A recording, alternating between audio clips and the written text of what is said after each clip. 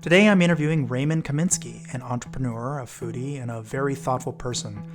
He started his career at NASA, eventually moving into finance at Honest Dollar, where I met him, before Honest Dollar was acquired by Goldman Sachs. Now he's the CEO of Ibble, a platform which began life educating traders and has since pivoted to become a video-based social media platform. Sometimes it does take a rocket scientist to solve the innumerable ethical issues with social media. We get into the uncomfortable issues with social and censorship, and I think we even managed to stay friends after it was all said and done. So without further ado, I hope you enjoy getting to know Raymond Kaminski. Hello, Mr. Kaminski. How are you? Robert, good seeing you. Today I have with me Raymond Kaminski, the CEO of Ibble. He's my premier interlocutor, and this is quite an endeavor, I think, for both of us. But I really appreciate you coming on. Thank you for having me. Well, I think there's a lot of really interesting reasons that we have to talk, and historically have talked about. But unfortunately, most people don't get to see what we get to talk about. So this is kind of an interesting way to sort of open up and share a little bit about the kinds of conversations. No bourbon this time, so it's going to be like slightly different. Well, I might have had some bourbon. You never know. So the couple of reasons, just for the audience's sake, that I think it would be useful to talk to you in particular. Number one, we're friends and colleagues, and we've known each other for quite a while, and that's a good place to start. We have a common way of talking about things, which is good. Number two, this is your studio, and we're going to talk a little bit about Ibble, probably a lot more in a little bit. But also you, I don't know if you remember this, were the first person who encouraged me to do a podcast. Do you remember that? I don't, but I really appreciate you doing it. Yeah, it actually took a while for me to fully grok how important that would be. So for a long time, I just kept it in the back burner and back of my head. And someday I might actually pull the trigger on it. And here we are. You know, I think what's really important is there's so many great conversations that happen around the world. And it's a great way to document them. But I had one of my friends, Andy, actually tell me something that magical happens when you're in the studio, being around, you know, like one of the oldest buildings in Austin, and hearing your voice. It's like a dancer dancing in front of a mirror. And there's amazing conversations that just flow. So in this room. So I'm excited you decided to do it. And I'm really excited you decided to do it here. Yeah, I could not be happier that I was able to make this all work out. A lot went into this, as I'm sure you have some idea. Sometimes. So I think one of the major reasons, or probably the primary reason, I think that you are a great first guest, because this is a podcast, and podcasts, we're talking about things, and those things can be controversial, or they could be just totally banal. But I think it's important that we are able to have these kinds of conversations. And as the CEO of Ibble, which is a brand new social media platform, and I'd love to get your take on how you describe it, so just for the audience's sake, you get the benefit of hindsight. You get to see what happened with Facebook and Reddit and Twitter and all these different social media platforms that have been beleaguered by some First Amendment issues, whether it's truly First Amendment or people's perception of it. I think censorship, whether it's government-sponsored censorship or just some social media company deciding what they want on their platform from a policy, from a trust and safety perspective or whatever, there is certainly a chilling effect that's happening, and a lot of people are feeling it. And it's certainly front and center geopolitically and just socially in general. So I'd like to start off by having this very first podcast be about censorship and how you're going to affect that change of all this prior knowledge you've had from all these different social media platforms, and how that's going to affect Ibble. Yeah, I think that's, they kind of unpack what you said. When most of us go away to school, high school, college, whatever it is, vocational school, we're the time that we're in school is the same amount of time, never changes. High school's 4 years, college is 4 or 5 years, vocational 6 months, year, 2 years. And what happens is time is constantly changing, and we're learning new things. And so what we have to do is we have to compress down a lot of knowledge in a short amount of time. And so what's really good happened with a lot of social media platforms is, we've watched years unpack. We've watched growth. We've watched mistakes happen. And what we get to do is watch from the sidelines and say, how do we reinvent all this? How do we start fresh and not be a platform focused on a feature, but be a platform focused on reinventing social media? So it's been really exciting for us so far. So why don't you spend a few minutes telling us about Ibble and specifically kind of how you got here from Ibble's perspective? Like, why Ibble? Why now? Actually, everything I've ended up here, we didn't start as a social media platform. We started out as actually a finance app, but with the same core knowledge. We were focusing on education, and I really thought it was going to be powerful to let people that are really intelligent about a subject matter share stuff that they're passionate about. So we started with publicly traded or even private companies of what people were really excited about, and stopped when we were a finance app, stopped focusing on here's the graph and here's fundamentals and here's how it's trading a certain way, and more what made a person excited about it. Because I think you can find anybody passionate about something, and when they're passionate about something, it comes out of how they speak about it. So we started with that core idea of democratizing education, making conversations accessible. And what we started realizing is a lot of people were sharing stuff that wasn't about finance on a finance app. So they're sharing. Give me some examples. Telling about, they'd watch a company come out and then they would explain how they were doing their makeup, or what concerts they were going to, or what was making them excited. And we realized the product was a lot bigger than finance, which made me really excited. Yeah. I mean, and so understandably, hidden use cases. So we really started digging into it, and like any product, I always thought it would be really, really powerful if you could change the world if in one generation we shared why people were excited about different things. One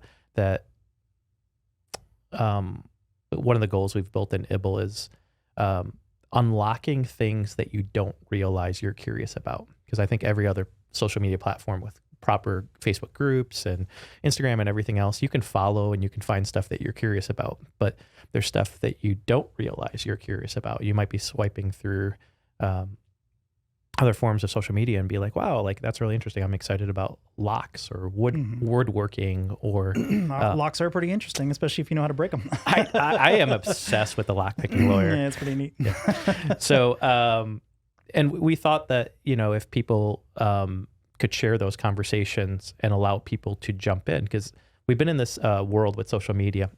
I'm an influencer, I'm a celebrity, and I'm speaking down to you. And we didn't want that to occur anymore. We want to say, let's speak with each other. Let's have conversations with each other. And so that's how Ibble was born.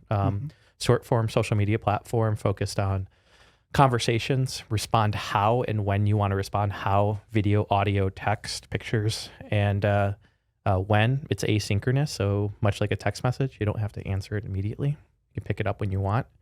And we allow people to fork conversations and spawn them and give references of where the ideas came from. And we've just been exploring those different ideas as time has gone on. It's really exciting. So when you're talking about sort of the future of your company, I think it's useful in general to think about where is social in general going. One of the things we've seen is there's an app for something. There's sort of the Uber for whatever. But there's a social app for something in almost every case. And it feels like there's two completely different things happening. Number one, there's a Balkanization happening where you have, for instance, Facebook just announced they may pull some of their apps away from Europe because European law is making it too, onerous on them. So there might be some Balkanization going on where there's an app for Europe or an app for the United States. Yep. There also could be technical apps, like an app for taking photos or an app for making videos or some variant or a subvariant thereof. Like where do you see things going in the next 5, 10, 20 years? We have that compression or consolidation and then expansion. And I think we're constantly going through that in every industry. And we've seen it happen years ago, right? Where we had AOL kind of did everything, and then MySpace packed on every feature, and then Facebook expanded, and then the explosion, right? And Instagram and Twitter and all these other ones kind of became those subsets. And I think people are getting sick of platforms. And what we really want to focus on is people, not platforms. We don't care what platform you're on. So also, I think a lot of these platforms have lost trust in their users. No, sure.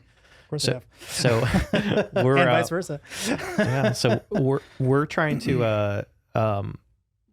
to kind of remove the fat and get back to what social media was supposed to be. And I think that has always been connecting people and making the world feel a little smaller and closer together. But man, we've gotten away from that the last decade. And I think there's a simpler way to fix it.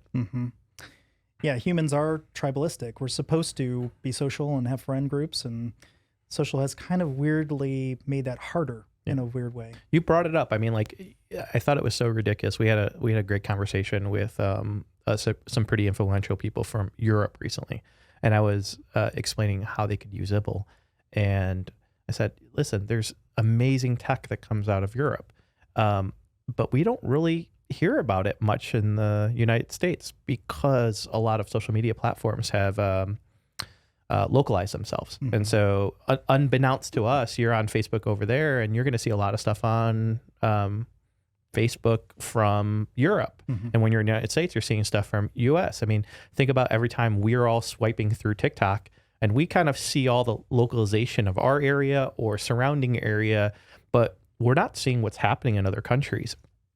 And I thought it would be really powerful if we started releasing news features within our product, allowing people to share their perspective or see other perspectives from geolocation. Imagine what's happening right now, not to date this episode, but what's happening with Ukraine and Russia. Well, I think it'd be really impactful to see what someone on the ground in Ukraine was saying, someone in Russia was saying about this, someone in the surrounding countries were saying about this.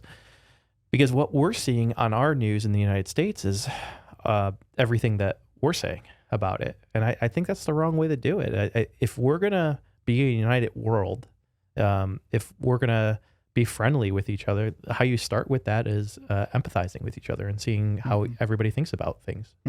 The lingua franca. If we can all speak the same language in whatever language that is, be it technical means or actually speaking the real language, I think that serves to bring a lot of peace to society when it's done well. You know, and that's the crazy part. Like, if that's the core to a new social media platform, doesn't seem, far-fetched or difficult, but why aren't we doing it? It's a weird question to ask. So about balkanization, there's also the balkanization of things like local laws. So there can be laws associated with religious issues, for instance, the Prophet Muhammad drawings, or you can have certain disclosure pieces of legislation, exactly the same thing that Facebook is facing right now. But you can have them even within the states, within the United States. So how do you see that evolving? How is that going to change how Ibble works in the future? It's a really hard problem to solve, but when we think about building a social media platform, we have, thousands and thousands of years of human interaction from different societies that have shown us what works and what doesn't. And the reality is, we know how to go in a room and have a conversation with each other from different backgrounds and not to be a jerk and insult people. So I think when you're building a technology platform, you should mimic what's already there. All you're trying to do is digitize what we already do in the world. And that's the weird thing that these social media platforms are doing. They're trying to go and put a lens on things and shift of how human behavior is. The way I think about building a social media platform is we have 3 rules at Ibble: no violence, no hate speech, and no implicit sexual content on the platform.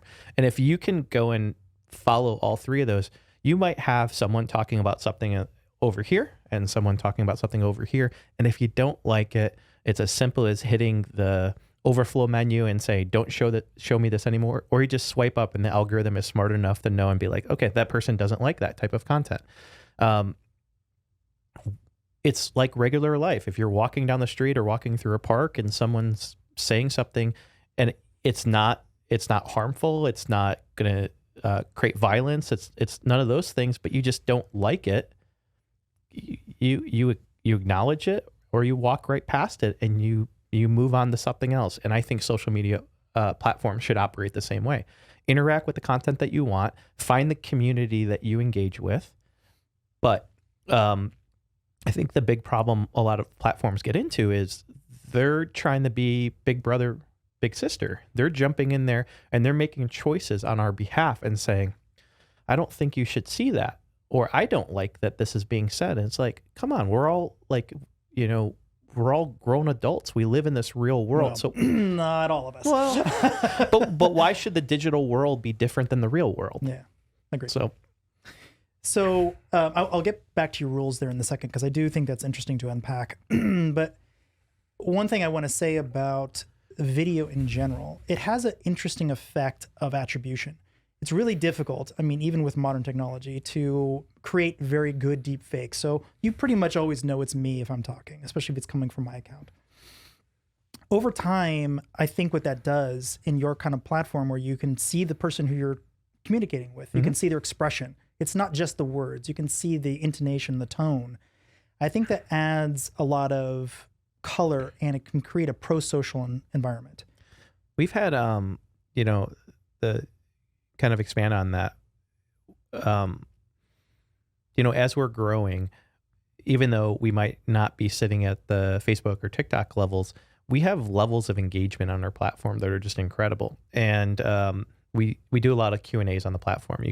Anybody can create a event that they want or create an ad hoc thread and turn on Q&A and invite and uninvite people as they want. Someone asks a great question and be like, hey, I know Robert. Robert's a great person to answer that item on security, and I can invite you into the thread. But because we allow the user to respond with video or audio, text and pictures too, but what's been amazing is we've heard feedback from our creators, and they said, this is the first time I've heard from my fans. This is the first time I've seen from my fans. And then on the opposite side, we've gone out and interviewed. Is that a good thing or bad thing? I think it's amazing because it becomes really hard to be a jerk when the person's going to see or hear you. Sure. And then on the other side, it's the same thing. When someone responds to someone, like if a celebrity responds to you, it's similar to what happens today. Like, millions of people tweet at Elon all the time, hoping that he writes them. Mm-hmm. But if Elon jumped on a video and responded to a question you asked, it's kind of like, that's a badge of honor. And so we've heard it on the other side. This is the first time I've seen my fans and heard from my fans. And then the other side, the people that are asking the questions are saying, this is the first time I feel seen by someone I look up to or someone I respect. And wow, what a impactful moment that it's happening right now on our platform. Absolutely. It adds a lot of color, I think, in general. So I have some very high up Republican and Democrat friends, and the Republicans' take on where this is going seems to be the government is probably going to have to run social media, or at least some version of social media. Wow. I know, but hear me out just so we can have a conversation about it. Their idea would be that you have to be an American citizen or abide by American law. Basically. So you can be anywhere, but you have to, they have to know who you are. You have to have an account where they can, hang you if you're doing the bad thing or whatever. But they also would basically say you can do anything you want. It'd just be exactly like a street corner. But that said, exactly like a street corner that is online forever. Yep. With all of the pros and cons associated with that. Now, the government running anything sounds kind of bad when it comes to technology. And I know some people at the digital services, so I can say that with a smile on my face. They've been amazing at running stuff in the past. Maybe I'll even get one of the guys from there over on this podcast. But it would be interesting take to see what a government-led social media company could provide in terms of a infinite amount of protection for freedom of speech, as long as it was within the law, no slander, no libel, no breaking no drug dealers or selling body parts or whatever. Yep. But it also just sounds like a terrible idea, and I can't quite put my finger on why. What do you think? Yeah, when I think of a government-led social media platform, I get really worried because we can't even agree in Congress and Senate what rules to follow, and even when it falls into rules, what is right and what is wrong. And I just when you say you're not sure what to point your finger at of why this feels off, it just feels like it won't succeed. And if it does succeed, it's going to be highly weighted in one direction. And so, there's plenty of, like, the way I kind of think about it is, it's a slippery slope with technology companies, and it doesn't have to be ours. There's plenty of them. There's plenty of platforms out there. There's plenty of people trying to do, novel things. I think you want to let innovation happen in the private sector, and make sure rough guardrails are put in place, and let the users decide which route they want to go. That's at least my thought.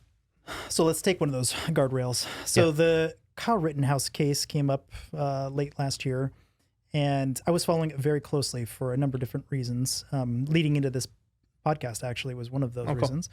And so I was doing the normal thing that Robert Hansen does, which is a ton of research, which means searching for all the horrible things you could possibly imagine. And that's for anyone who actually does research for a living. They know you should never look at my search history. It's pretty abysmal. But it was interesting to watch Kyle Rittenhouse's case in particular on Facebook, because one day I could search for Kyle Rittenhouse and there's content.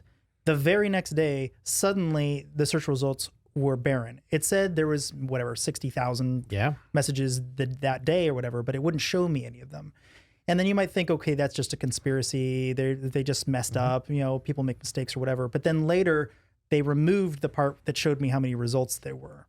So it's not like they just did the one thing. They actually went through and made additional code changes to further make it more difficult to see what was going on. Yeah. Then the day that Kyle Rittenhouse was exonerated by a jury of his peers, suddenly it was available content. Yep. So I don't know what got in their head that was something that made sense to them, but I suspect it was this violence rule.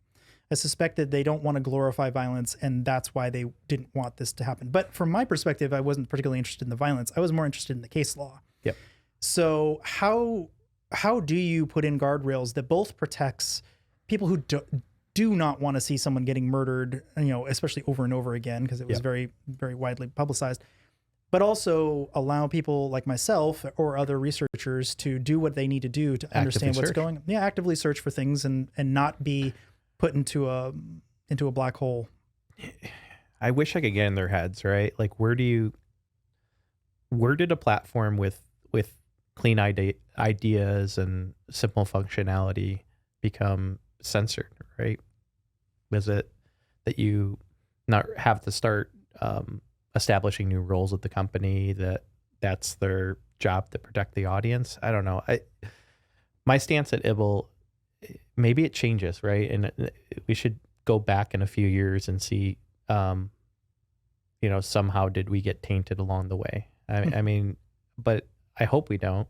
The way I think about things is... That's part of what this conversation is, by the way, Raymond. Yeah. I want to make sure that if you're going to do it, you do it because this is what your plan is. I don't want you to fall into disarray. Yeah.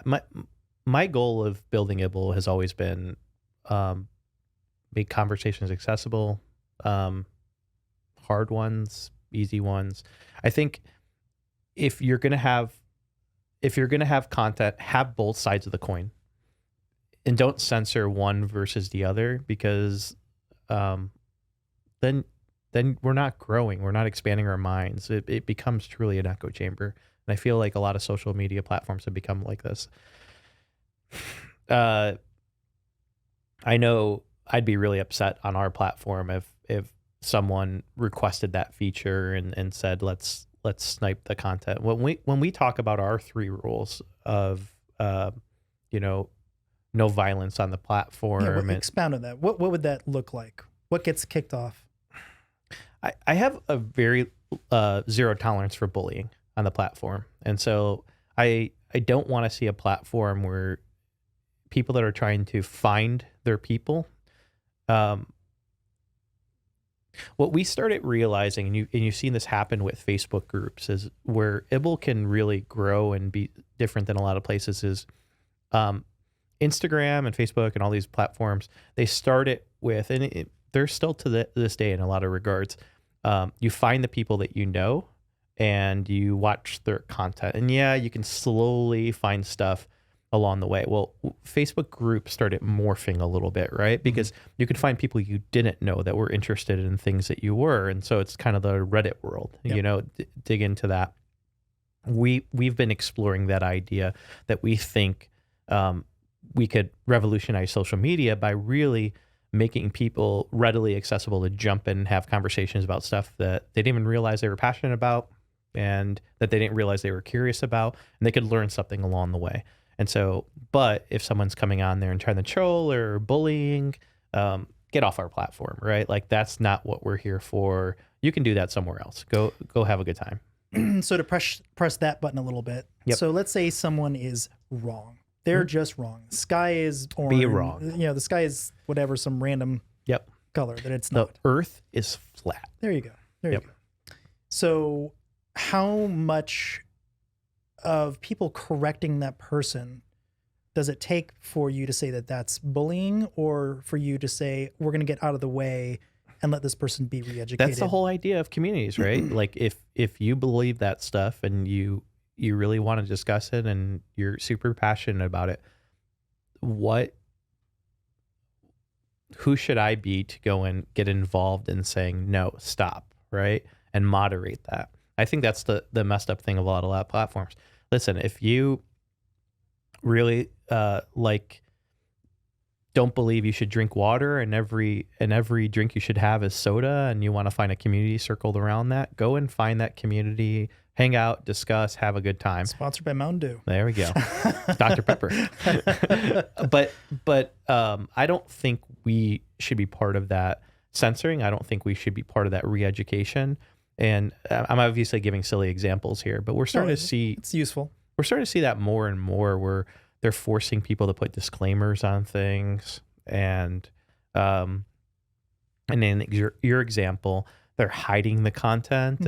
And I just don't think it's right. It's like it should be smart enough. The algo should be smart enough to know that you don't want to interact with that content.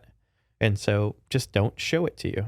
And so those are, I think it's not, we're creating solutions to problems that shouldn't exist. I think when I say we, like social media platforms, and I think it's way easier than what we make it out to be.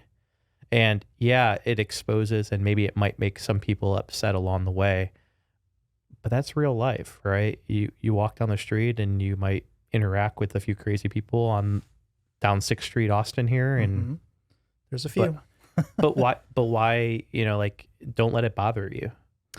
You have to be grown up. One thing I would say that is good about Reddit, and to your point, Facebook groups, is that sort of self-moderation. Yep. That group gets to decide what the rules of its own miniature group are. Yep. Now, you may not like that, but you can always just create your own group if you really want a different. This world is. If you want to isolate yourself into a corner, go ahead. Yeah. Like we have the ability to go on Ibble, like just create a hashtag. So we could create today. You can go and post and say Robert is awesome hashtag. And so all the content gets collected under that hashtag. And so in the simplest form, that's a group. And so you can start finding people to have conversation with. So as you start having discussions or conversations or whatever else like that, you can leave them open-ended for anybody to join if you want to, and you can close them. Like we thought of, again, making the world simpler. We just start with a stage. Who do you want to be on the stage with you? Who should be in the audience? Is it wide open in the audience? Is it closed loop in the audience? Do you want to invite anybody to join you on the stage? And or is a stage wide open? When you start with just those base rules, this is how we do conferences, this is how we do school, right? And so some teachers might choose to allow any student to get up and discuss anything they want. Some teachers may say, my rules of this classroom is I'm talking and you're listening. And you get this, we're bound in the world. We're bound by these basic rules of how we interact with in elementary school and high school and college and vocational school and work. And so why should a platform be different? So a friend of mine used to work at Twitter. At the time, he brought me in to try to handle their bot problem. They have an enormous bot problem. So he did not believe it was solvable, but he was willing to hear me out. And I said, okay, here's what I would do. And he immediately said, okay, that's a great idea. We should probably start doing all these things. And part of it was starting to instrument bots in particular that they know are bots. Like you can start with the easy ones. And the easiest way to do that is just buy a bunch of bots and point them at yourself. And that's a collection of things you can monitor. So during that process, he basically started, probably shouldn't have done this, but he was trolling other people in his department with these bots, trying to explain to them that these things do exist, despite how much they said that they don't exist. Yep. And as a result, they eventually fired him. Instead of actually handling the bot problem. And to my knowledge, they have still not handled that bot problem. Is he looking for work? He has since moved on to greener pastures. But I think this is an interesting problem. When you say, they have some quote, they said, be careful of the person on the other end of the keyboard. But what if there is no person on the other end of that keyboard? Like, what if we're talking about just enormous onslaught of garbage that looks like a lot of people are upset, but really it's just the same person over and over again? Yeah. How do you handle, obviously that is some type of harassment, but it looks an awful lot like social pressure. Yeah. How do you start tackling that problem? We're starting to see, you have the nefarious side of it, right? Like, how do we steer audiences? We all probably aren't aware, but we're seeing the opposite side of it. How do we make each other happy?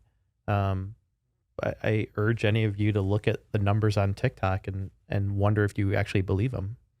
So go look at comment rates versus likes versus everything else. They're spoofing those numbers left and right to give you dopamine hits. I don't know. When I go back and I think of, if you had a bot pointed at you and you have one person trying to steer the public, I think that's what's happened with a lot of social media platforms. They've for sure it is happening. Yeah. But just not like to make someone upset, but like imagine steering persona of how people think or how they want to vote a certain way. I think a lot of these platforms are based on the typing, and Ibble emphasis has not been necessarily on the typing. It's been on the person's voice. You hit on it, their intonation in their voice, how they look, how they're the passion that they're speaking of if they're on video. And so the emphasis on the comments is less important on our platform, but it's obviously like the basis of Twitter, and it's the basis of Reddit and a lot of other platforms. So I think naturally by you could obviously go build systems with deep fakes and have a whole bunch of personas to go out there and do. But it's a lot easier if it's just text. Hey, but we think of, I don't know how long ago that bot issue was, but well, let's just say it hasn't been solved yet. Yeah, but if we go and move forward, we might be having this question in 10 years. I think I've seen online where people have taken these deepfake programs and tried to create the like there's now actors and actresses that are fully simulated right in the world, so they don't have to worry about paying residuals and everything else out there. So if we zoom this conversation forward a decade, wow, that might be a new way of manipulating the audience. You spin up 100,000 variants of Robert's face morphed with Raymond's, and they're all talking about the negativity of stuff. It's a hard problem to solve. this is back to the government thing where they actually know who you are.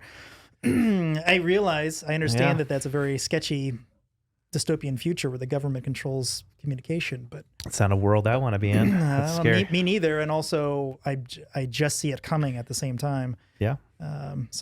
Well, I will say, like, what we're talking about here, even though it would take a lot of computational power and everything to go and do that, what's the next iteration going to be? I mean, you're posing a amazing thought experiment because, you know, text is something, I mean, a lot of the viewers listening to this, there's probably a lot of computer science folks, and it wouldn't be hard to build a bot, right? No. And you probably find 90% of the code online to get you started. Mm-hmm. With where Facebook is going with Meta, of the virtualization of your face, not that far off. And we're seeing how good, protocols that are out there that are doing text to voice manipulation and everything else. Mm-hmm. I see that being, a few week project to go and manipulate 1,000 or 10,000 people walking with your avatar on Meta. At least our stuff being like in video and audio feels like maybe it's a decade away, or 5 years away. We got time. We have time, but maybe not much, but we have time. Yeah. Oh, scary, man. Yeah, I know. Where's my bourbon? Exactly. So I wanted to talk a little bit about the actual process of taking stuff down. So harassment of whatever kind, let's just say we've defined it, which I am not saying we have actually, but let's say you can say this thing is definitely harassment. Yep. What is the process that you go through? Is there a human? Is there a committee? Is there a robot that just does a first pass? Like how do you handle incoming concerns about whatever the content would be? So I'll skate over the first one because we have some cool IP that sits against this. But what we do is we image process every video that's up. So if someone pulls out a knife, a gun, stuff like that, it detects it. But we don't know, are they just showing off their gun? Mm-hmm. Are they showing off their new knife? Mm-hmm. Is it airsoft? Yeah. Right. So that stuff gets flagged. And so, and at that point we have to do human interaction because we're trying to train everything to say, Is this right? Is this wrong?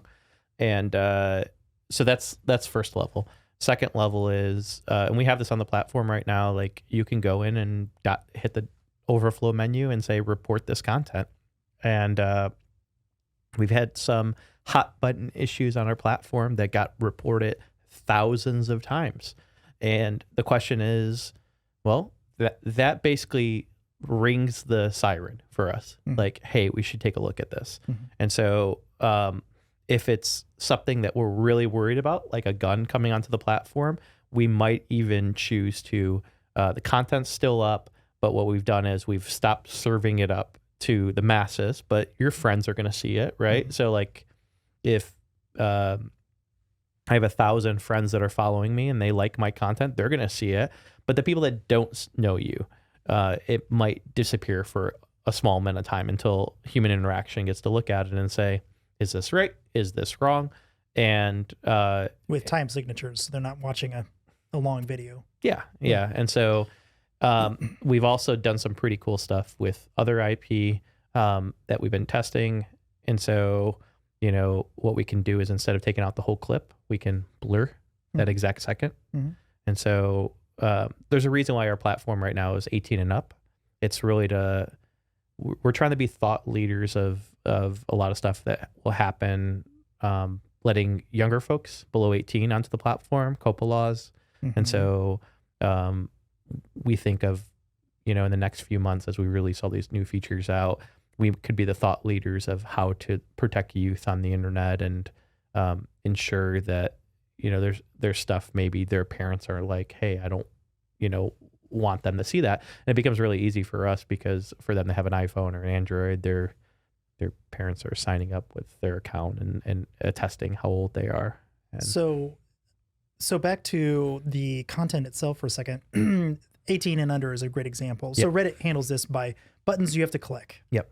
Which is not exactly a large web hurdle. Apps, man, they're hard, right? But let's say you managed to get that part right. what is the difference? How are you defining something that's 18 and up, like pornography, for instance, which is a big, hairy mess, no pun intended. And I would be interested to see how you'd handle something like the Statue of David or someone's baby photo or something that is clearly a human being naked, but it is not necessarily something that you would immediately point to and say that is pornography. Yeah. You know what? That's why we have to start with the less rules than anything else, because, and even though there's some rules in place, but we're not, you look at Twitter's rule base or other people's or Facebook's, holy crap, like good luck trying to decipher what they want out of it. And Apple just goes and leaves. For example, for the audience, one rule that they have is no promotion of violence. And yet promotion literally means trying to get someone's content out there. So are they banning Marvel movies? Because those promote violence, and they clearly advertise on their platform. So there's definitely a double standard even in their own rules. When we've had our team internally moderate, what our goal is, especially at this point that we're 18 and up, so we get to really test the boundaries here, is try not to take down content. You know, like if somebody's on the platform and they're doing something really egregious, we will hide that content. We will take that content down. But you know, I can count on you know, two hands when we've done that so far, and we're not about doing that. But again, I think, and those were egregious cases, presumably. A lot of you know, hate speech was some of it, and you know, straight up sexual content on the main feed. And outside of that, we try not to block the content because someone's going to want to see that stuff. And the way I think about it is, you know, if it's something that you just don't like being said, and I think that's where 90% of this stuff is, then swipe to the next video and the algo should be enough to figure it out. Or you really want to go a step further and long hold or go to the overflow menu and say, like, block this user, or just don't show me content like this anymore, and you will not see it anymore. I mean, you know, what is that saying that a lot of people say? Like, it's the less than 1% of people on the internet doing, you know, 90% of the damage. And it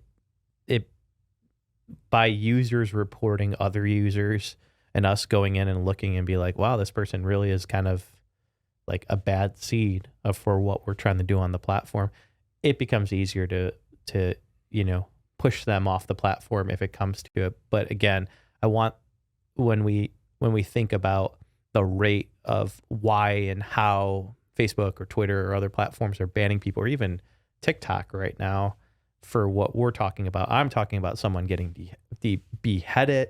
I'm talking about someone, you know, masturbating open into the platform. Those are the things we're talking about. Someone threatening to kill someone, not saying, I don't like your idea. So that last one's obvious because it's or the first one and the last one are obvious because those are breaking the law. I think I don't think anyone's going to complain about that one. Yep.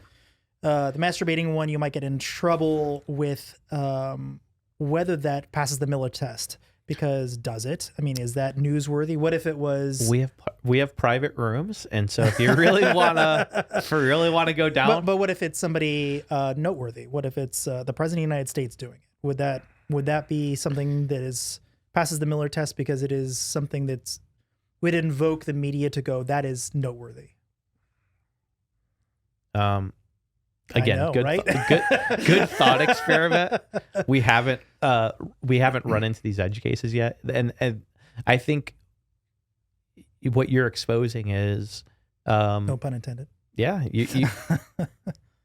you have to be willing to take a stance and say, this is the line, right? And maybe some of these platforms just kept on pushing that line and going further and further. That's definitely what happened. And I think that what we're doing with Ibble is we're trying to hold that line as much as possible. We've had, you know, people that have been on the platform and upset why we haven't taken content down. We've had employees upset that we haven't taken content down. And so we've been trying to hold that line as long as possible. And I think the great thing is we're supported by a great group of advisors and VCs and everything else, and they're willing to support us in that path of holding that line. So let's talk a little bit about the safe harbor laws. This is one of the things that Facebook and Twitter use very heavily. They say, well, we're kind of like a carrier. We're kind of like the telephone system. And you can't hold AT&T accountable just because two people are talking over the phone and saying something bad. So it's supposed to pass that standard. But also they get sort of the benefit of saying, well, you can't sue us because we're just a transport. We're just a carrier. Yep. At the same time, they are publishers. Very clearly, they are publishers. They publish everybody's content for them, and they host them, and then they take content down when they decide that that doesn't meet their standards. Yep. So in many ways, they're no different than a news station or something. Yeah, with a whole bunch of different reporters bringing ideas and concepts and everything forward. Exactly.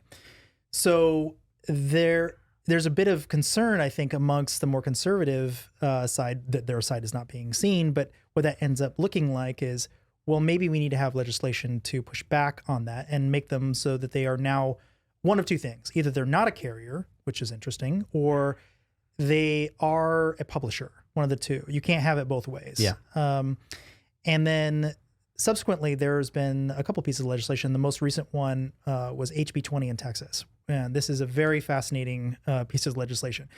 So apparently it started life as some bail reform law, and somehow it ended up being a piece of anti-censorship legislation that was aimed specifically at companies that are over 50 million active users that are social media platforms specifically.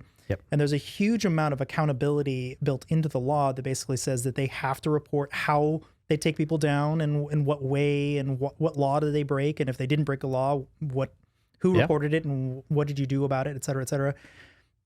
Effectively just making it extremely onerous to take down content that isn't meant to be taken down. And if there isn't a legal reason, a real basis to do it, either based on their terms of service. So they still have the ability to say, we don't allow this content, but it has to be clearly defined. Yep.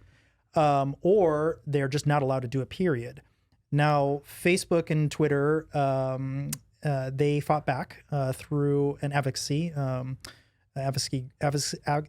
group. That group basically said that this is censorship of a different kind. You're basically saying that the government is now stepping in and forcing publishers to do something.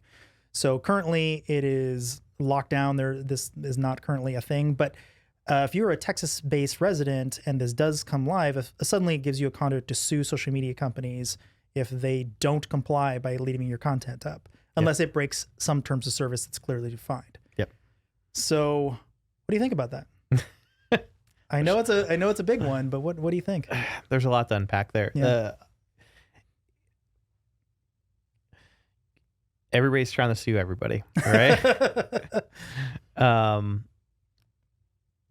We get into this world all the time. Our legal has us look at this because, as we have a podcast studio and we help people out get difficult conversations out. Are we a publisher? Are we a platform? Are we and what are the laws? What are you? I think we're still figuring that out. Mm-hmm. The reason why this podcast studio started was the idea that I think there was a lot of influential people that could have great conversations like we're having right now, sure, and create that as a basis to we have a feature on Ibble called Spark, the ability to spin off a conversation, fork a conversation, and kind of reference where the idea came from.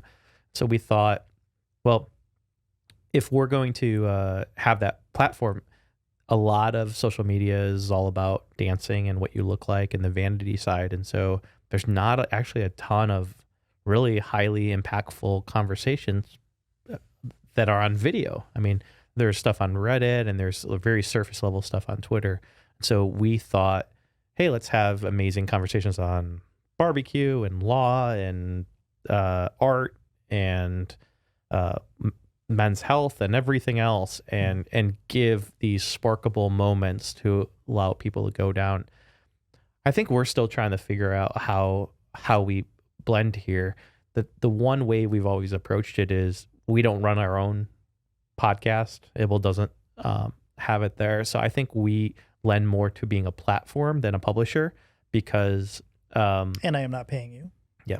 Yeah. And because we say whoever we think is a really impactful conversation, whatever it is, if they give us the case and we think it's the world needs it and it fits our user base wherever it is, go ahead, use the studio, have a fun time. We're even expanding this stuff to give people a way to get important conversations out. We don't make a cent from it, and we provide the services, and we think of it as goodwill to the community. So in that regard, we're not pushing content. So I feel like we're a platform, but I'm sure someone will argue it and say, like, no, like you're steering stuff in a weird way, or they'll make some excuses of, what gets promoted through the trending algorithm. So are we a publisher and stuff like that?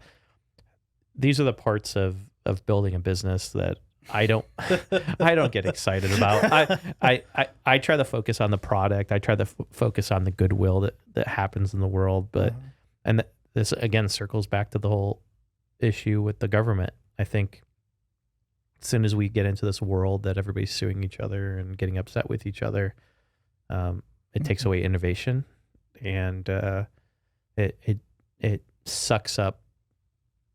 It sucks up the important stuff that should be happening out in the world.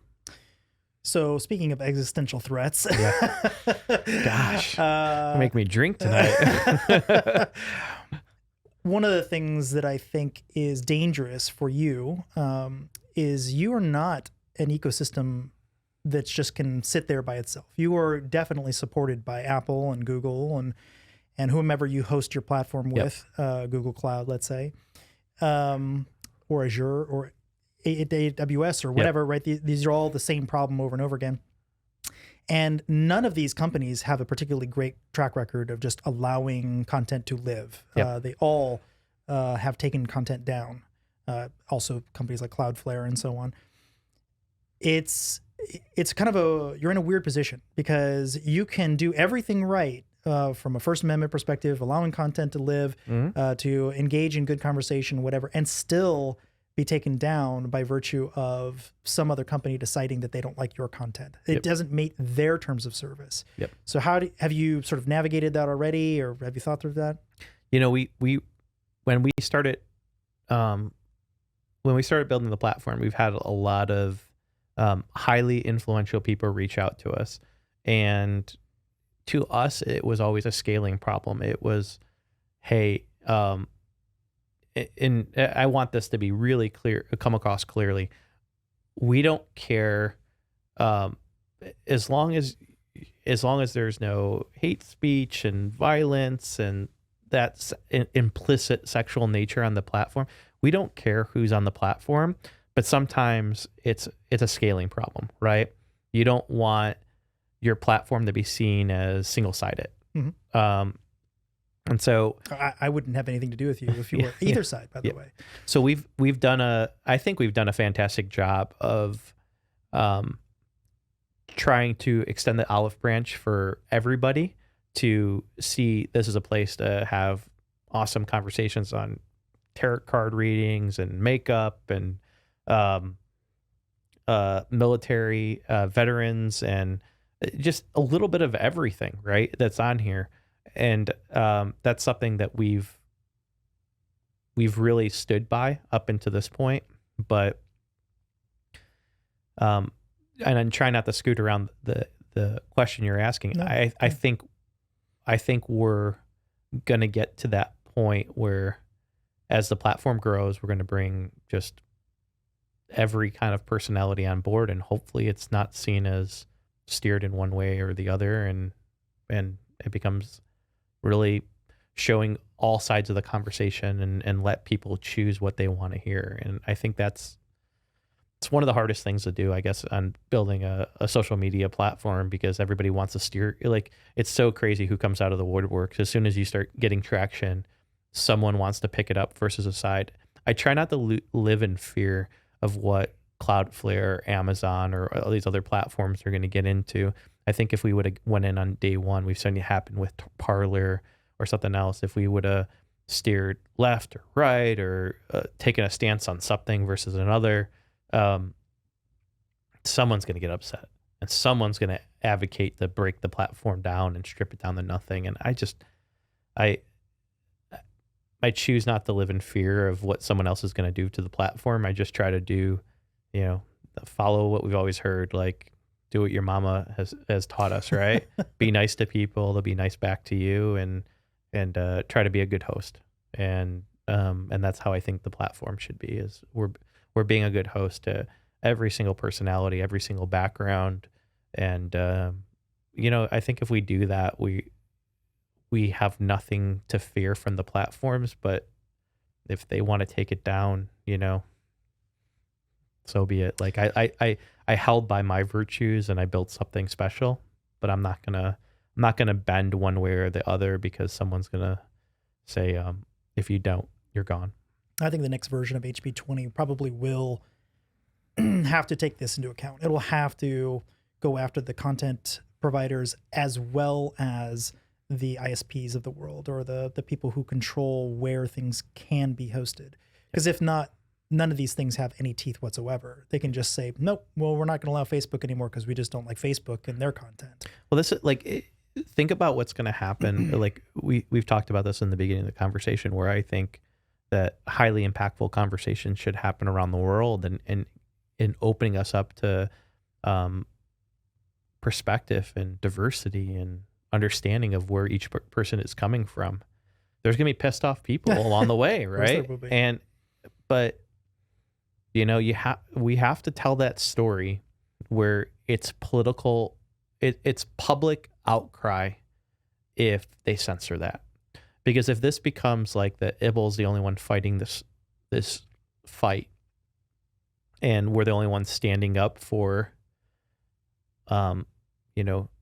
neutrality across the board, and diversity across the board, then we're going to be like everything else. It's going to be U.S. people are going to be talking to U.S. people, and Catholics are going to be talking to Catholics, and Muslims are going to be talking to Muslims, and so on and so on. That's a great segue. So censorship and filter bubbles, I think, are there's a theory in economics that basically says that people will say, I want to vote for XYZ candidate. But when they actually get to the voting poll booth and they actually start deciding which one they're going to pick, the revealed preference can often be completely different than what they've said. And that kind of flies in the face of traditional economic theory. They said they wanted this thing. They've been saying this whole time. Why would they change it at the very last second? Mm-hmm. I think social media has sort of its own kind of revealed preference. It sort of reveals itself as wanting censorship. It reveals itself as wanting filter bubbles. And for those who don't know what filter bubbles are, if I type in Egypt and I'm in Egypt, I might find local news. If I type Egypt and I'm in the United States, I might find something about travel to Egypt or something. So very, very different content. But worse yet, people might only be, they may only be able to see the content that is most suited to them, despite the fact that it might be the content that is least good for them. Yep. So Facebook ran a mood manipulation study, I think it was maybe 2016 or something. And I actually got in touch with a researcher, and I actually got the code. So I was able to see what it looked like. I mean, it's very stupid, very easy to write code. And I think the amount of symbols that they used to detect what thing that they wanted to make it pro or con, make you feel good or bad, was only maybe 50 or 100 terms total. It was very, very short. But even in that short study, they were able to manipulate the moods of, I think, 40,000 people or something. That is pretty terrifying. A, that they would run that kind of experiment, but B, the CIA was so excited. They're like, yes. And it was so simple. I mean, all they really did was decide that these people are only going to get to see bad things that put them in a bad mood, theoretically. They don't know for a fact that was going to work or not, or only get to see good things. And sure enough, it actually did change people's mood. So that's the problem with filter bubbles. You get to decide what content they see and get to decide as a content provider what mood they're going to be in. Yeah. Like, how do you combat that? How do you make sure that that is not where you end up? You're balancing out. So like a lot of these platforms are sometimes you go too far, right? You get away from what you're trying to do on the platform. So for example, like we're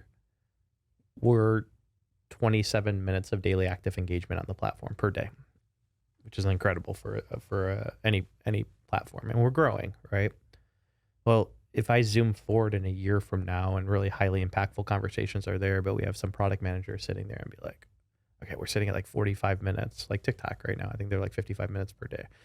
We need to pull another 10 minutes out of it. Like, are we doing harm to people? Mm-hmm. Like, at what point is this now like a revenue thing that you're trying to squeeze energy out of people? And I've never thought about our product that way. I haven't urged anybody to go in that direction. But how about your board? I mean, how about your board, your shareholders? You know, what I thought was really impactful is our VCs. They were the seed investors behind Instagram and WhatsApp and LinkedIn when they were at Sequoia. They're the amazing VC fund in Columbus, Ohio. And so what I thought was amazing is they saw how a lot of social media platforms have lost their way. I don't want to speak for them right now, but I think they would support us in the journey of, you know, what brings value? What are we trying to do with this platform? And I think there's is there a conscious there? Are they feeling? I don't want to give quotes of what they've said, but they definitely have realized that in the past maybe they went astray on a few things, and yeah, it became a lot of value, but you know, at some point you think of the mental health of the world. And look how destructive social media has become. People are focused so much on vanity and depressions spawning from that, and suicide and all these other things. I don't know. I don't know if I'm answering your question, but I think so. I think there's. But how do you prevent the filter bubble? How do you deliver? You know, you content want to do localization. Like if I'm okay, so now this is the engineer turning on for me. That's great. If you want localization, because if I search food, you probably want to see stuff that you can get out into the world and engage with, right? So if I search pizza, I probably want to see something like, I want to see Austin stuff, blend it with around the United States, blend it with other areas. And so that's a perfect example of, I think, bringing value. Now let's talk about the way to hide things, right? Like when you're talking about with the Kyle Rittenhouse example, like you search something and it shows only one side of the lens, or it hides it and sways you away from it. I don't know. I still think if you're actively searching for something, show them the content. And if you're passively searching stuff, we should know enough about what you're interested in to show you that content. So, you know, if you're searching in your example, you're searching Egypt, like what brings you value? And, you know, if a story is trending in Egypt right now, I think it's the right responsibility of the platform to show what's trending, right? And not be like, oh no, we don't want to show a hot ticket item that's happening in London or Egypt or wherever around the world. We only want to show the happy-go-lucky aspect to it. So I guess that's, as you're building the product, you shouldn't overcomplicate it. And I think that's where a lot of these platforms get into, because they don't want to, like, why am I searching Egypt, right? Well, maybe there was something weird that just happened. Maybe there's a political turmoil that's happening over there.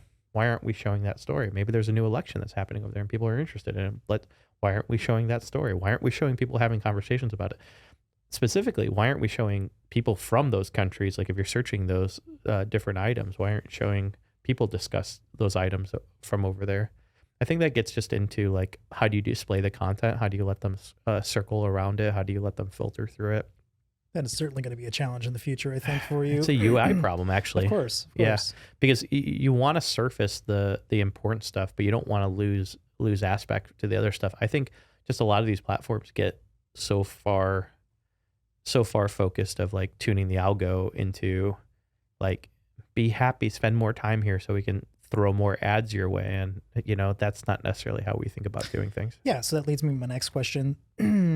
How do you see content that is extremely shareable, but is also clearly just clickbait clearly designed to inflame people? And obviously it is good for ad revenue, incredibly good, but it is clearly just, this is the saccharin of content. This is the worst thing for you. Yep. Yeah. We're approaching things slightly different on, everybody went in the direction of ads back in the day, and we didn't steer into that. We want to be a creator-focused ecosystem. And so things that we're moving towards is tips and subscriptions and paid events and clubs.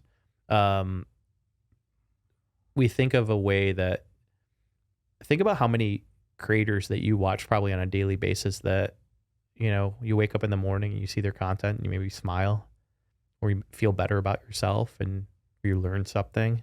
And I think it's a weird world that we're not helping support their growth in their life, or if they're doing that and making thousands of people happy, right, on a daily basis, or maybe they're sharing mental health things that make someone not commit suicide that evening. Why aren't we making it easy for them to make a career and a life from creating content? And so a lot of the features we're trying to go and do is, there'll obviously always be like free aspects of Ibble, and but maybe if you're a personal trainer, you're sharing the free content. But if you want to get into the nitty gritty of what the meal plans are for the day, that's behind a paywall with subscriptions. And if you want to go and sit in a seminar, talking about how to learn a new skill, maybe that's a paid event. And we think of that creator economy that we're trying to support. But as of right now, ads are not even on our roadmap. So a adage amongst my friends anyway goes something like this: once upon a time, the smartest people in the world worked in government. Mm-hmm. Then they all moved to the stock market. And now they're all in ad revenue. Yep. They're all just the smartest people in the world, or just they're putting tiny little boxes of ads next to search results. So if you're not going to do the ad model, how do you monetize your user base? Or are you just going to say, this is now on the content provider? And since you're not the content provider, you're just a platform, from what I heard. How do you enable them to make as much revenue as they possibly can, so therefore you can so you can share some of that upside? And the reason that's important is, if you're not successful in this business, if you can't make a go of it based on them making a go of it, this won't work. This is kind of an interesting experiment where you're sort of more the Substack model, where you have a whole bunch of people out there making content, and hopefully it works. Otherwise, this thing is just a very big expense. Yeah. I think what we're seeing this direction. We've put a lot of ideas and thoughts into this, and our pitch deck was floating around out there, and now we're seeing Twitter and Facebook and all these people all these other platforms trying to release features that kind of mirror the direction we want to go into.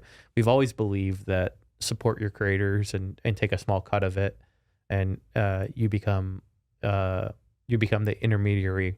Because what do we see during the pandemic, right?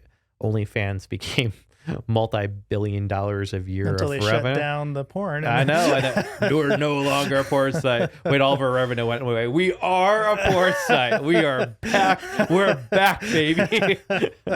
That's so ridiculous. So, we think there's a world that, I can tell you, we have an influencer relation team here, and we work with hundreds of influencers even right now.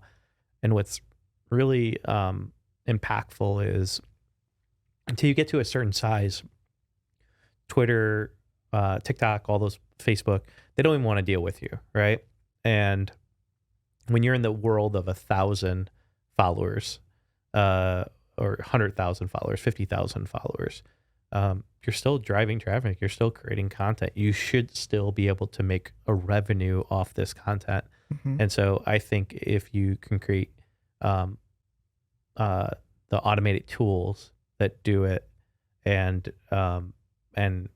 support you in that route, and we take a small cut along the way, it's kind of like the direction that YouTube tried to be, but then because YouTube is sitting on the ad model that's on the other side of it, and they demonetize the channels, and they're like, hey, figure it out yourself, and then you gotta go out there and find your own sponsors and hire a sponsorship team and everything else. We kind of strip that all back and make it really easy for creators to create fun content or engaging content, or just engage with their fans and make money those routes. So is there an ethical or more ethical way to promote content that has a better sort of outcome for society? So this is the upside of the filter bubble. So you know that there's something that if everyone watched this, their day would be a little bit better. Yep. How do you curate that content in a way that is both useful but also not destroying someone who's trying to do their research and find the not so nice parts of the internet so that they can do their job? You know, it's the hardest thing is like, you can see through the data of what's a highly engaged piece of content, but I think it's the platform that dictates what that content is, because, you know, again, we'll get 55 minutes of daily active engagement on TikTok, but, you know, for the longest time was, you know, before they started adding learn on TikTok and all these other things, the direction that we went down a long time ago before they went, you know, it was just a dancing platform. It's in their name, TikTok, Metrodome. It's, you know, focused on dancing and music and everything else. And so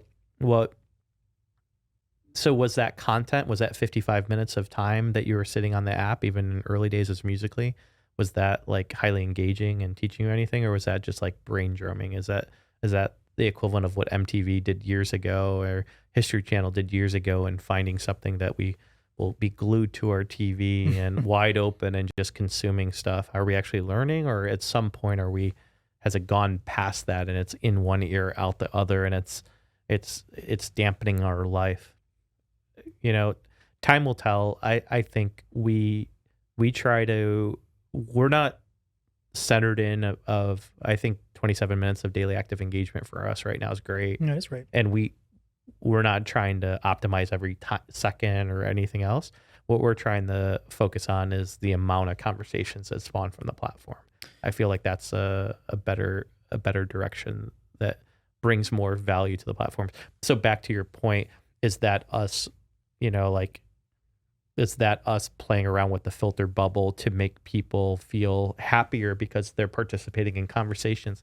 I guess you could take it that way, right? Because we're trying different things to make people feel involved in an inclusive environment where they feel like they can spin off a conversation, invite their friends, and discuss things, or find new friends on a platform. You know, it's a I guess a very thin line of how you're optimizing your time. And to that point, I think one of the things a lot of these companies run afoul of is they pick their favorites, but the problem is their favorites aren't very good. Yeah. And they tend to be journalists as their favorites. Yeah.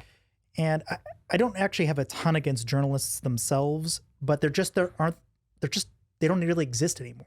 Like once upon a time, yes, journalism was a real thing, and you could find them, and they were hard hitting, and they really wanted to do a good job. But now it's all clickbaity, huh? Yeah. And now it's all driven on ads, and it has a lot to do with the fact that newspapers aren't really a thing anymore. I mean, hardly. When's the last time you've picked up a newspaper? Seriously. Yeah. Yeah. I actually think like that's a crazy thought. The last time I actually picked up a newspaper, it's been maybe like 5 years, 6 years. Yeah, probably me too. Yeah. And so that just shows that the original model that they had is just gone. I mean, it really I is miss just going gone. through those classified ads. I know, right? Looking for the new cars and the stuff that I would never buy. That's right. The And the old Best Buy circulars. Oh, well, and you, that's how you got your stock picks, where you actually went through this long page of all these stocks. Oh, yeah. It was quite a while ago, but now, I mean, the way I like to talk about them is journalism is just a failed profession. It just doesn't really exist anymore. What we have is editorial. We have a lot of editorial. And the editorial could be okay. And sometimes it is actually pretty good, but you really have to search for it. And you just can't reliably pick some outlet and say their editorials are good. It just doesn't work that way. You know, I had a long conversation with someone the other day about this, and movies and journalism and everything else, you know, if we would go back, 30 years, I mean, you could argue even today, you had, the same 20 actors creating the 90% of volume of movies. And you would have most of the content coming out from the same reporters and the same journalist. And it was like, you just knew them by their name, right? I remember growing up and just watching Barbara Walters or my favorite in Chicago, one of my favorite writers, and you would just see the lens of them. And I think the good of what's come out of social media is it's exposed the world that there's a lot of different perspectives, and you're not following one or two. You could follow thousands and really see everything from all different lenses and all different areas and all different perspectives. And I think that was something that was exciting that happened along the way. I do agree. In a lot of regards, journalism is dead, but I feel like it's just mutated. And it has become to the point because you're not giving these long analysis of what's happening in the world, but you're dealing with a society that needs the quick bite of what's happening and get to the point and give your references really quickly. And therefore total lack of nuance. Yeah. That's pretty dangerous. It is. Yeah. I mean, in some regards, I follow some people on other forms of social media, and I just, what I get excited about is, okay, so, not pushing Ibble, but like something that we've been really exploring is the idea that each clip is up to 90 seconds. And if you are done with it, you swipe up and move on to something else. But if you want to dig in, you can swipe in and you can put as many references as you want. And we're really digging into the reference source. So someone like you and we might get curious about something else and then swipe to the end, and here's the Wikipedia article and the medical journal and the MIT journal and everything else. And so it allows you to be like, cool, I think I got what's happening, and you've sparked my curiosity enough for me to dig in. But right now, what it forces us to do is do that research ourselves. And what this is doing is it's trying to put you in the lens of, like, if I'm watching a Robert Hansen thread, you could follow his thought process and be like, and then here's all my backing and proof and everything you should read if you want to follow my route. And yeah, you can leave the platform and go somewhere else. But then also you could watch people spin off the conversation and put their references and their thoughts and their links and everything else. I think that's how I've tried to solve that route, which is, how do you condense thoughts and quickly evaluate, do you want to learn more? Do you not want to learn more? But if you do, let's put them all in a collected area, at least to make the research a little easier. So I agree in a lot of regards, journalism has mutated into something else. But if used right, I believe that you could quickly dig in and understand and compress that research cycle into something much easier to get through a lot more content per day. And this gets back into what we talked about in the beginning. College is the same amount of 4 years. Well, if I can make those 4 years condensed with more information. If I can make the amount of time that we spend per day doing research condensed, that you've digested a lot more information, you're a more rounded person, you have bigger background on things, you can discuss things in more breadth. That's how I... So that's a perfect segue. How do you see, there's lots of different things. Facebook can make someone feel angry, they can make them happy. Yep. I think Ibble could make people smarter in a very interesting way. I think by virtue of the fact that you're able to see someone's expression, first of all, you're getting some nuance from them. They put a question mark. Are they being snarky, or they really just don't know? Yep. That's a very big difference that you just don't get in text form. And all these platforms are almost entirely text form or long form, which is another problem. It's hard for people to get through all this very long form content. Yep. Speaking as someone who's doing something long form right this second. But I think there's something about both the ability to spark these conversations. So now you have a thread. This thread is content that is all related to one another. And it's going to be more civil because there's attribution. People know who these people are. You've got your names on there, but your face is on there too. Yep. You can't really ignore that this person is saying this very specific thing, because that's the way they're saying it. They use some inappropriate language. Are they saying it as a joke, or are this is what they really feel? And these are very different things. And that nuance is lost. How do you see Ibble's role in helping people get smarter? Like this citation thing is a great example of that. Yeah, that was, we had that in one of our pitch decks early on, which was, I get really excited about the idea that within one generation, or even, a few years, if I can compress more information and more perspective and more everything, even 10% more into someone that's evolving their young brain, they're going to be exposed to so much more information, and they're going to come out of this with way more knowledge. And I think, we're not the only ones solving it. I think we've all seen TikTok mutate a lot recently with a lot more learn concepts on there, and their blend between edutainment. You're going to see a funny dance video, and then a second later, you're seeing someone else share some facts about something, and then a funny dance video, and so on and so on. And so we just go that step further, because where it ends is, again, broadcast mode. I've put something out there and it's stopped.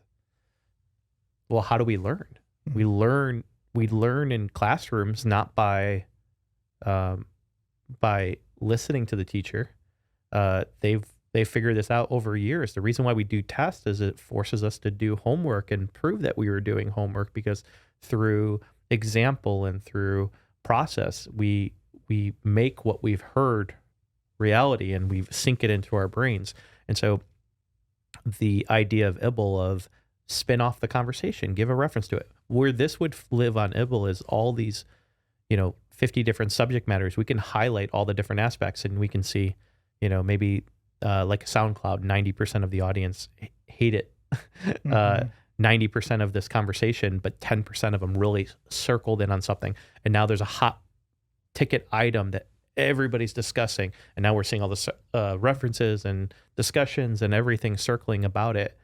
And then it even allows us to go back into those conversations. So like when we forget this conversation, we high five each other, we go home and have a good night. Well, if this is on Ibble a day later, or when this is on Ibble a day later, we go back in there and see all the spin-off of conversations that have happened, and rejoin those points and expand on what we were thinking, or hear from our audience of how they were thinking about it.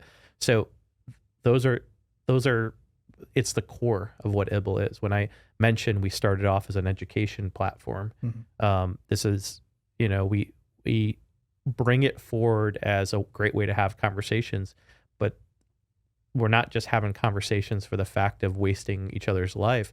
We're having conversations to see each other differently and hear each other differently and learn from each other. And so that's when I say we're an education platform as a core, that's what I mean by that. I think it's just a really powerful way of learning from each other. So something I don't think I've ever publicly said out loud is that I am extraordinarily dyslexic, like off the charts. I think I took a test A buddy of mine has a pretty cool app he was building, and he wanted me to beta test it. And I got I think a 27 out of 29 on the dyslexic scale. Holy like crap. just about as dyslexic as you possibly can be. It's have a very difficult time getting through even just a couple sentences. It takes a lot of work, but my retention is high. Yep. So it makes me smart, and it makes me delegate a lot to other people to have them read things for me and digest them and give them to me. And podcasts are great because I can hear people without having to sit down and actually try to parse out sentences.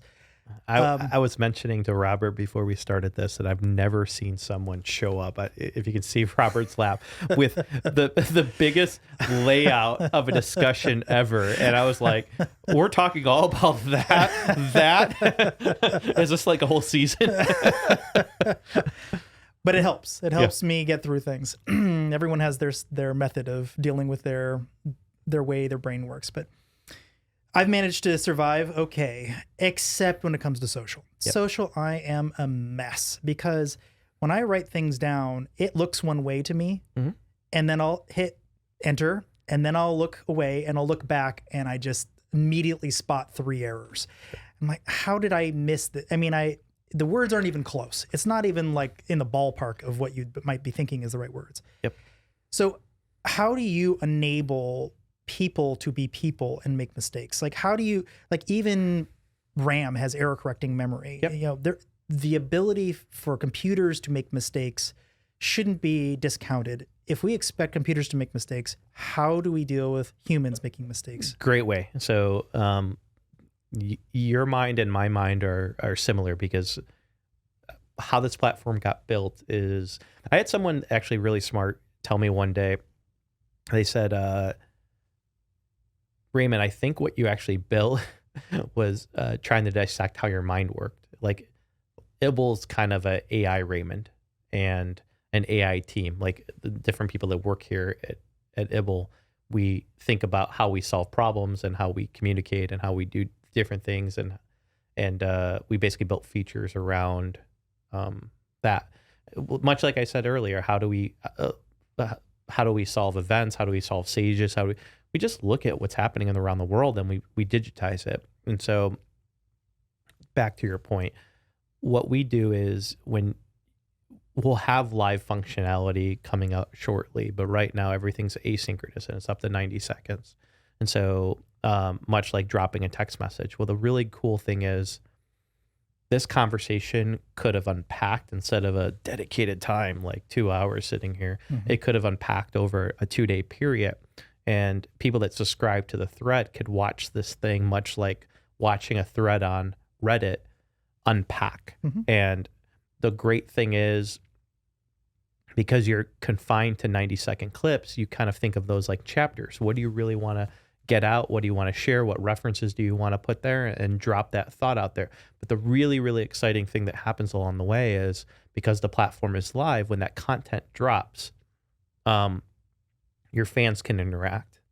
So questions might come up, or they might start spinning off those conversations, and you might be thinking of your next video, but what you really should do is you should just wait and listen to how they are interacting, because maybe they don't want to hear more. Maybe they want to steer your conversation. Maybe they want you to pause and come back to something. And so that's the really unique aspect of Ibble versus a normal podcast where we're going for 2 hours like this.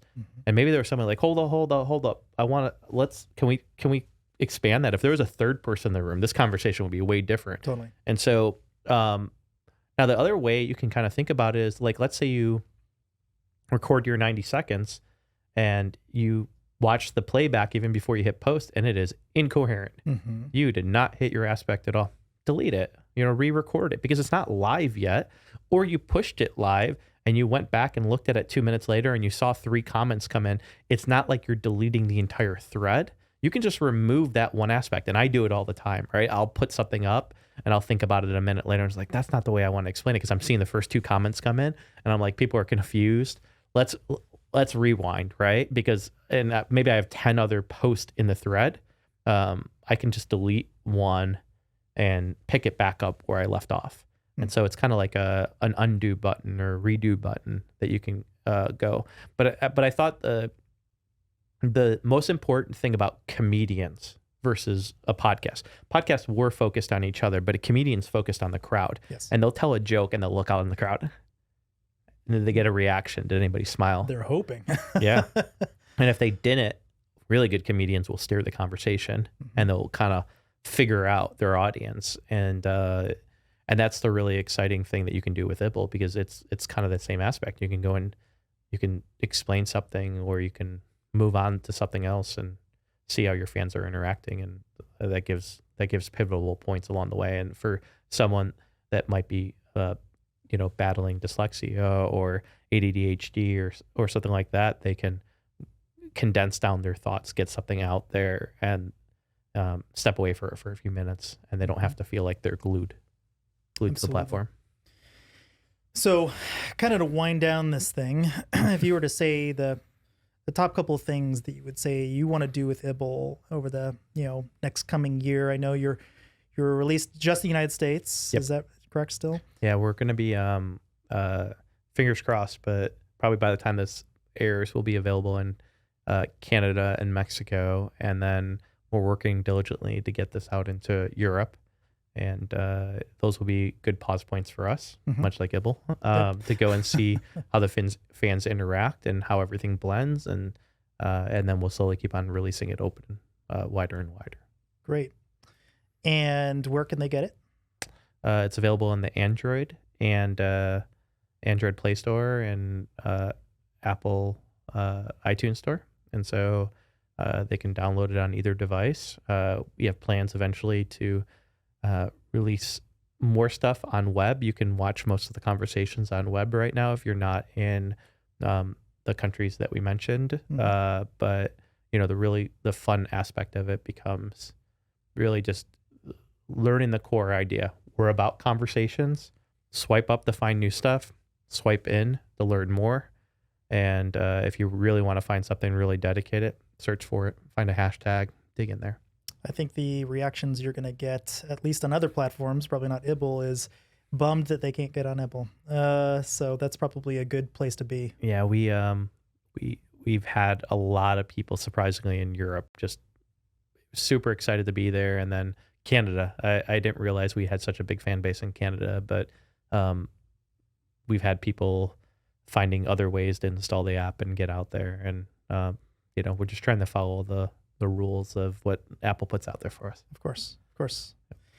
Well, thank you very much for doing this. I know that was a kind of a heavy conversation, but you did great. And I hope to have many more of these offline with you. And what we can't do offline, let's do on Ibble. Yeah, this is great. Thank you so much for coming in and being the heavy hittest conversation ever. But I think you're going to have fantastic conversations in here, and we're super happy to have you.